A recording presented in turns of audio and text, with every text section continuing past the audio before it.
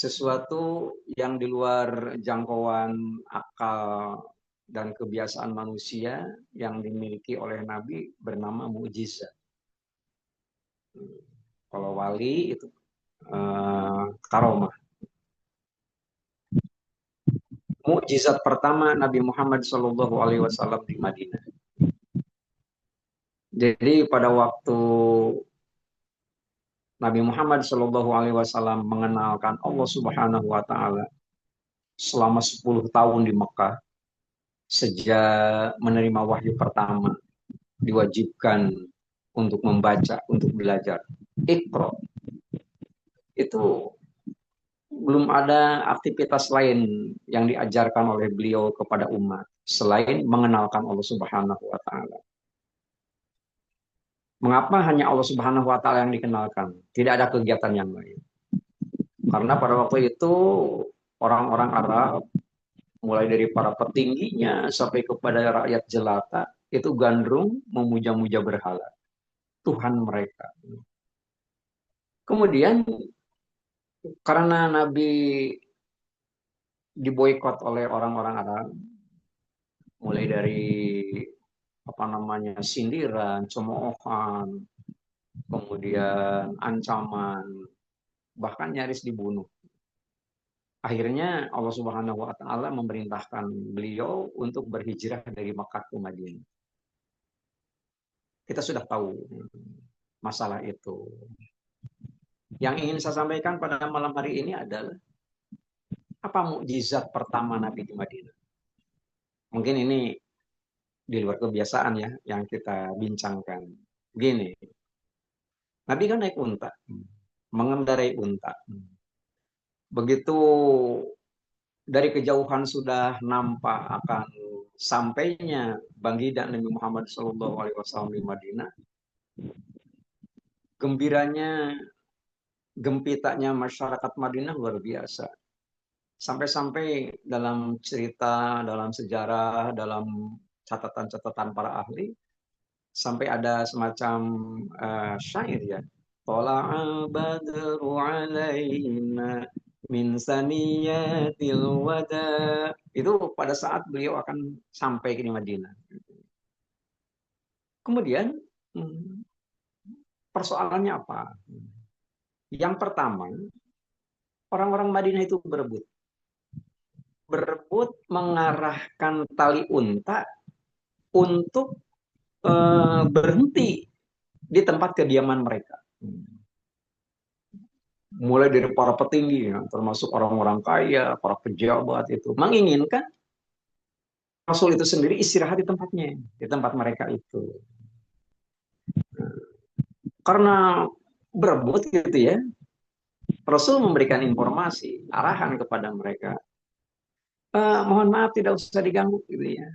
Biarkan kemana unta melangkah karena dia sedang melaksanakan perintah. Jadi melangkahnya unta dari Mekah ke Madinah itu kan jauh ya, 495 km. Lurusin aja 500 km dari Mekah ke Madinah. Itu ternyata diperintah oleh Allah Subhanahu wa taala. Untuk apa?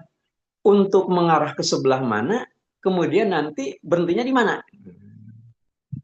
Jadi Rasul menyampaikan informasi itu kepada masyarakat Madinah. Biarkan, nggak usah diganggu. Di tempat mana dia akan beristirahat. Di tempat di mana untuk beristirahat, di situ aku akan bertempat tinggal. Begitu kata Rasulullah Shallallahu Alaihi Wasallam. Banyak yang kecewa, terutama yang mengharapkan Nabi bisa menjadi apa ya, mereka menjadi orang pertama yang didatangi oleh Rasul. Tapi nggak ada yang kesampaian. Yang terjadi adalah ternyata unta itu berhenti di satu tempat, di satu gubuk milik Abu Ayyub Al-Ansori, orang termiskin di Madinah. Orang termiskin di Madinah, kemudian unta itu berhenti. Kemudian Rasul turun. Disinilah aku akan bertempat tinggal. Betapa gembiranya Abu Ayyub Al-Ansori. Sampai-sampai memanggil ibu kandungnya sendiri. Ibu, silakan keluar. Ini manusia termulia di dunia dan akhirat sudah sampai di tempat kita. Dengan bergegas ibu dari Abu Ayyub Al-Ansari keluar. Nah, kemudian ibu tersebut ngomong, "Selamat datang, wahai baginda Rasulullah SAW. Betapa indahnya andai kata aku bisa melihat wajahmu." Dan ibu daripada Abu Ayyub Al-Ansari adalah seorang buta. Rasulullah SAW minta izin kepada Abu Ayyub Al-Ansari untuk mengusapkan tangan mulia beliau kepada wajah daripada ibu ini. Begitu diusapkan, pada waktu itu seketika ibu daripada Abu Ayyub Al-Ansari itu bisa melihat. Dan yang dilihat pertama sekali adalah manusia termulia. Manusia termulia yang disebut di dalam Al-Quran Karim.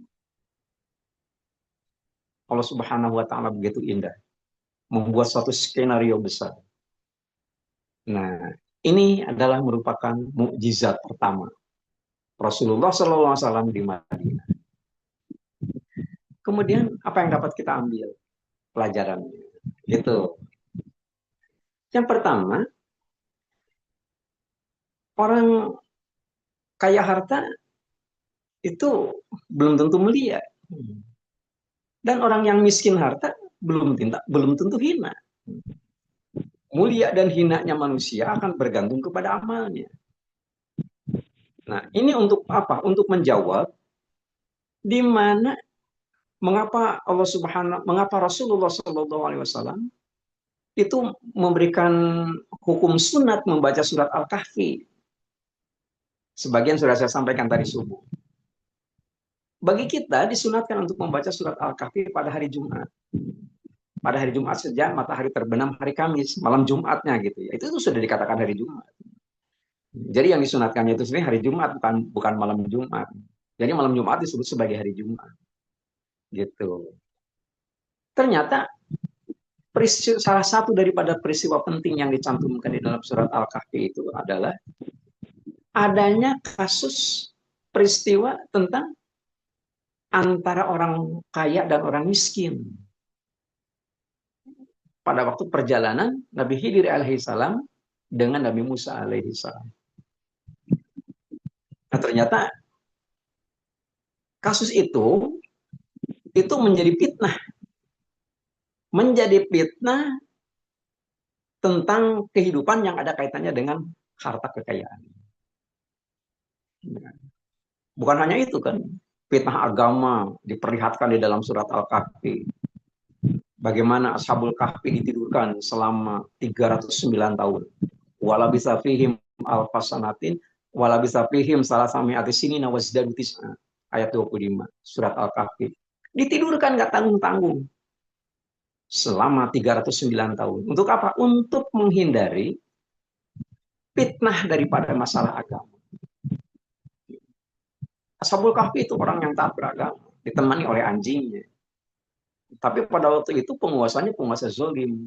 Bagaimana menyikapi apabila kita mempunyai penguasa zolim? Itu dicontohkan di dalam Al-Quran. Nah, ini kayak miskin. Jadi yang dinilai oleh Allah Subhanahu wa Ta'ala bukan harta kekayaan. Bukan menjadi standar sebagai kemuliaan seseorang.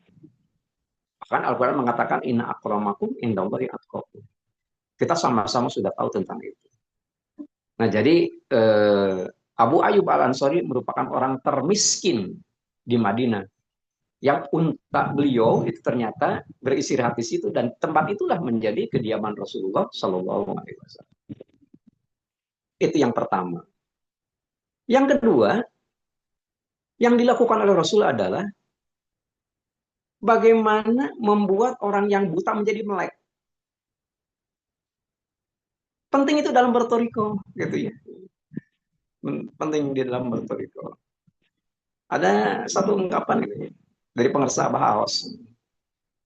Ini ceritanya cerita dari Abah Aos. Beliau bercerita tentang ucapan Abah Anom, guru besar beliau dan guru besar kita semua. Gitu. Silsilah ke-37. Eh, Abah, ini cerita Abah, cerita Abah Awas, menceritakan Abah Anom pernah mengatakan begini kepada Abah, jauh keneh perjalanan teh, pakai bahasa Sunda, masih jauh perjalanan kita. Itu diungkapkan oleh lisan mulia daripada pengarsa Abah Anom. Kemudian Abah Awas itu hanya memberi reaksi dalam hati, tidak apa tidak nanya, tidak nanya, tapi hatinya mengatakan masih jauh perjalanan. Perjalanan apa maksudnya? Maksudnya bagaimana caranya nanti menyampaikan kepada masyarakat, kepada para ikhwan, para akhwat, bahwa perjalanan kita itu masih jauh. Ternyata Abah Anom itu memberikan penjelasan. Ini mursyid kan mengerti itu, ya. Mampu mukasyafatil qulub. Jadi mampu untuk apa? Untuk mengetahui ucapan hati seseorang. Diberi penjelasan oleh Abah Anom. Ternyata perjalanan jauh itu, perjalanan masih jauh itu adalah banyak kiai-kiai yang tidak mau bertorikoh, tidak mau menerima torikoh, malah nggak suka torikoh, malah menentang torikoh, malah membenci torikoh. Itu perjalanan masih jauh. Nah, orang-orang yang datang ke Suryalaya, Abah Anu mengatakan tidak sampai 20% yang bakal jadi. Tidak sampai 20% artinya kurang dari 20. Angka yang paling dekat adalah 19. Begitu. Kemudian Abah Aus pernah mengatakan, Abah mah nggak mau begitu. Artinya nggak sampai 20% murid yang jadi pada kemursidan beliau. Abah mah pengen 100%. Semua murid yang berafiliasi kepada pengarsa Abah Aus ingin yang menjadi murid semua. Kira-kira semacam begitu. Nah, digambarkan oleh Rasulullah Shallallahu Alaihi Wasallam pertama sekali yang namanya hijrah itu adalah bagaimana seseorang yang buta bisa menjadi melek. Orang buta bisa menjadi melek itu kan pada waktu Nabi Muhammad SAW mengusapkan tangan beliau yang mulia pada wajah ibu daripada Abu Ayub Al-Ansori seketika bisa melek. Itu lahiriah. Secara lahiriah begitu. Nabi Muhammad kan mursyid. Silsilah ketiga. Ya tentu kapasitas beliau beda. Beliau kan sebagai seorang nabi dan rasul. Hanya di dalam bertoriko beliau kan sanadnya gitu ya. Itu sebagai silsilah yang ketiga. Nah, itu mengapa Abang mengatakan seorang mursyid itu sendiri itu salah satu tugasnya adalah menghidupkan orang mati. Menghidupkan orang mati itu sendiri itu kan dalam skop yang lebih luas. Apabila kita kerucutkan bukan hanya menghidupkan orang yang mati, tapi membuat orang yang buta menjadi melek. Kira-kira semacam begitu.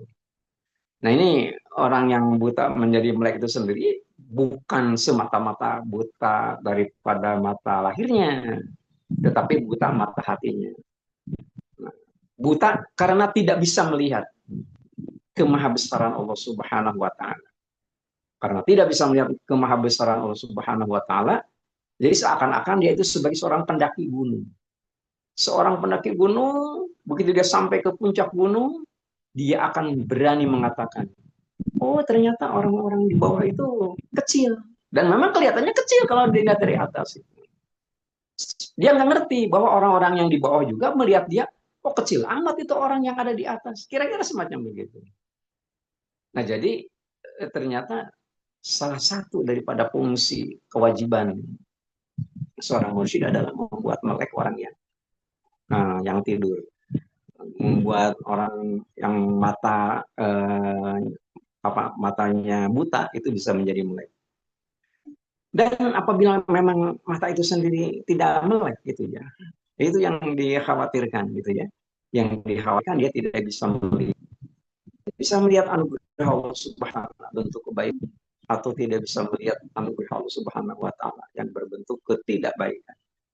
Dan semuanya harus kita nikmati semuanya gitu. Kan kalau secara secara kiasan begini. Allah Subhanahu wa taala memberikan kita kan mata dua. Mengapa kita diberi dua mata? Satu untuk melihat kebaikan orang lain, sementara yang satu lagi adalah untuk melihat kejelekan diri kita sendiri. Begitu. Anugerah Allah Subhanahu wa taala begitu banyak. Gitu ya. Tapi terkadang gitu ya. Kebanyakan manusia itu sendiri ternyata lebih percaya kepada mata dan telinganya sendiri ketimbang percaya kepada Allah Subhanahu wa taala yang mengatur segalanya. Dan lebih parah lagi, lebih percaya kepada mata dan telinga orang lain ketimbang percaya kepada mata dan telinga dirinya sendiri. Nah, bagaimana supaya kita disiplin melatih telinga dan mata itu sendiri? Inna sam'a wal basar wal fuad, Al-Quran gitu ya. Inna sam'a wal basar wal fuad kullu ulaika kana anhu mas'ula. Ya. Pendengaran, penglihatan dan hati itu akan dimintai pertanggungjawaban oleh Allah Subhanahu wa taala. Nah, kita sudah dikasih bekal. Bekalnya itu salah satu pelajaran yang dapat kita ambil dalam surat Al-Kahfi kan di bagian akhir kan ada kisah tentang Zulkarnain. Zulkarnain itu sendiri Zu itu kan artinya mempunyai. Kornain adalah dua tanduk. Orang yang memiliki dua tanduk. Pada zaman sekarang siapa yang mempunyai dua tanduk itu sendiri? Para sahabat. Awas pada bukan berarti tanduknya nempel pada kepala, tidak begitu. Itu sebagai isyarat bahwa ternyata kekuatan itu ada pada tanduk. Nah, kekuatan itu sendiri ada pada zikir jahar dan satu lagi adalah pada zikir khof. Nah, kita sebagai murid gitu ya, sudah barang tentu sangat-sangat apa yang dianjurkan oleh beliau. Mursyid kan nggak apa ya nggak mencari murid yang namanya mursyid, tapi murid yang harus mencari mursyid gitu ya. Pada manqobah ke-31 bulan kemarin itu kan bagaimana Tuan Syekh itu berziarah ke makbarah Rasulullah SAW. Itu artinya murid yang mendatangi guru. Nah, jadi ternyata mukjizat pertama Rasulullah SAW di Madinah adalah membuat mata orang yang buta itu menjadi melek. Itu sebagai satu gambaran bahwa yang mulia penguasa Abah Awas radhiyallahu an sebagai mursyid itu tugasnya sama saja dengan beliau. Itu hanya itu adalah periode kenabian, periode kemursyidan. Ya.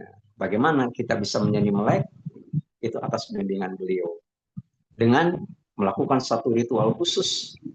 Ritual itu bernama talqin. Itu yang akan bisa membuat hati manusia itu bisa menjadi melek. Mungkin itu saja yang sempat kita bincangkan pada kesempatan malam hari ini. Meskipun tidak terlampau sistematis, mudah-mudahan bermanfaat bagi kita. Paling tidak kita tahu apa yang harus kita lakukan dan apa yang harus tidak kita lakukan agar hari ini bisa lebih baik daripada kemarin. Mengamini doa paten pengarsa Abah, Allah berkahi semuanya, Allah berkahi segalanya, Allah berkahi selamanya. Dengan karomah guru agung yang mulia pengarsa Abah Awas radhiyallahu anhu. Qaddasirul al-Fatihah. A'udzu billahi minasyaitonir rajim. Bismillahirrahmanirrahim. Alhamdulillahirabbil alamin arrahmanir rahim maliki yaumiddin. Iyyaka na'budu wa iyyaka nasta'in ihdinas siratal mustaqim. Siratal ladzina an'amta 'alaihim ghairil maghdubi 'alaihim waladdallin. Sekian kurang lebihnya mohon maaf. Wassalamualaikum warahmatullahi wabarakatuh. Waalaikumsalam warahmatullahi wabarakatuh.